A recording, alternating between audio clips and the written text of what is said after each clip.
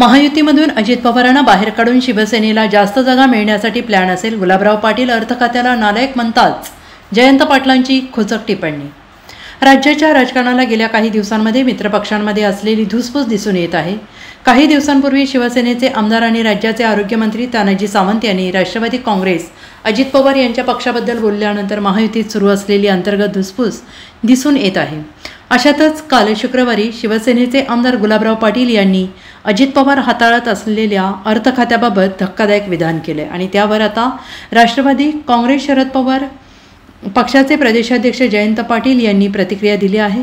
आमदार गुलाबराव पाटील यांनी अशी टीका करणे योग्य नाही, पण अशी टीका करून महायुतीमधून अजित पवार यांना बाहेर काढून शिवसेनेला जास्त जागा महायुती मिळाव्या असा काही त्यांचा प्लॅन असेल, असंही जयंत पाटील यांनी म्हटलेलं आहे.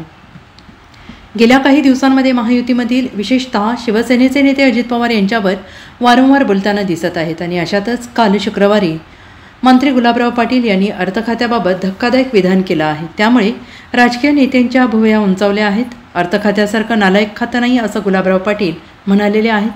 त्यांच्या या वक्तव्यानंतर राजकीय वर्तुळात चर्चा सुरू झाली आहे. Bureau report, SVN Marathi, Mumbai.